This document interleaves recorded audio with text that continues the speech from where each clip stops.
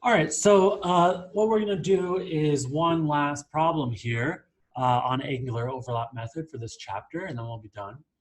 And we're going to ask the question, trigonal bipyramidal versus square pyramidal. Both of these are 5-coordinate systems.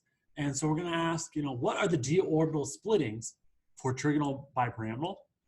I'm going to abbreviate it as TBP, and square pyramidal abbreviated as SP. And for each electron configuration, which geometry is preferred, okay?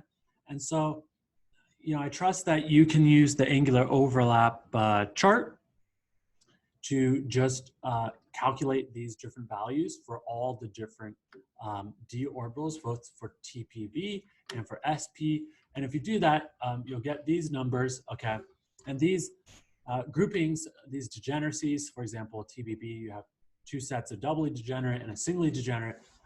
Those should match, what crystal field theory energies predict.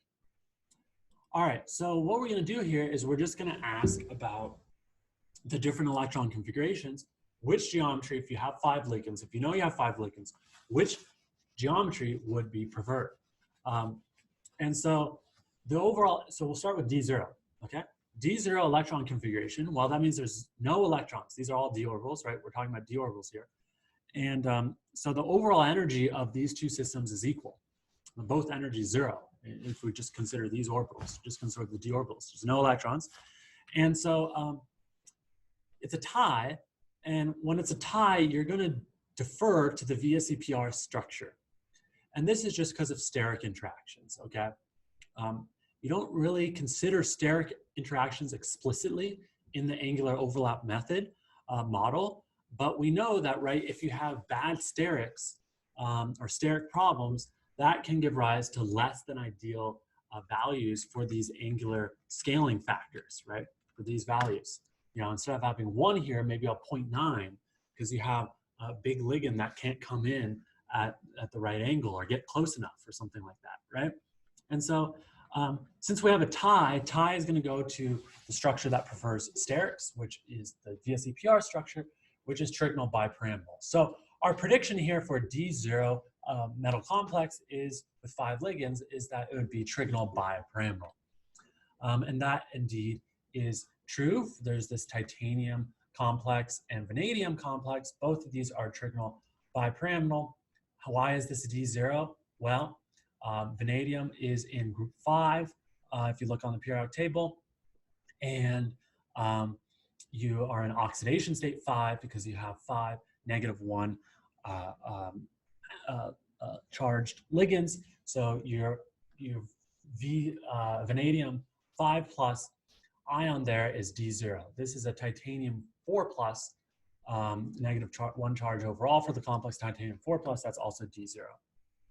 All right, so we can move on to D1 ligands. D1 ligands, well, we have 1 electron in this orbital with energy of 7/2 epi. And for SP, we have 1 electron in a 3 epi. So it's 3.5 epi versus 3 epi. That is pretty close. And remember, epi could be negative or positive. And so probably this is going to get you, since it's pretty close, epi isn't very large, probably sterics are going to win. So probably this is going to be trigonal bipyramidal.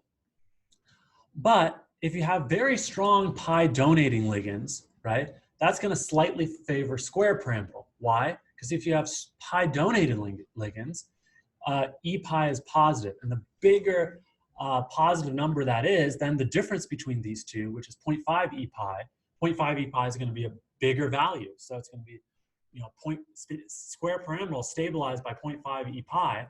So if you have a big positive number for epi, you might be able to convert this to be square pyramidal, okay? And pi accepting definitely is going to be trigonal bipyramidal, because now it's negative, and so this, you're going to have essentially negative 0.5 epi, so TBP is going to be more stable, and sterics are in TBP's favor. This turns out to be borne out by experiments. Okay, this prediction, these are D1 metals.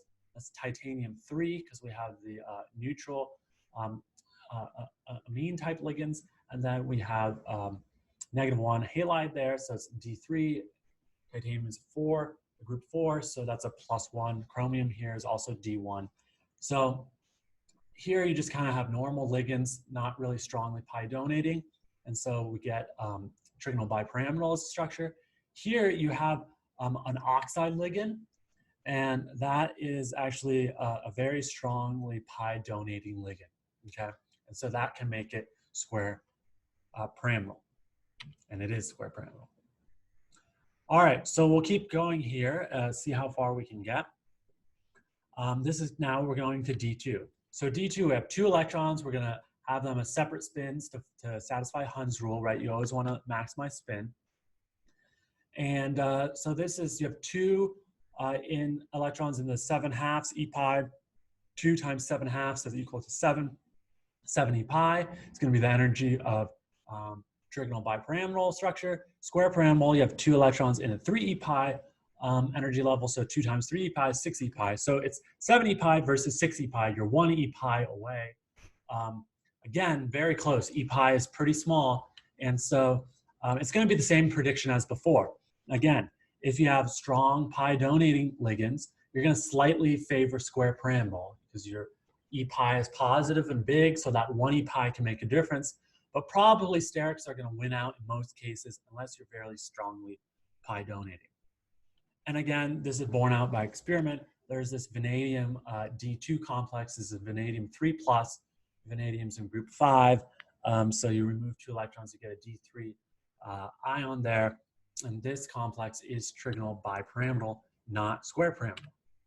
Go on to D3. D3. Now, it turns out in D3 here, you can have different spin states. And so I'll show you how that works in a second.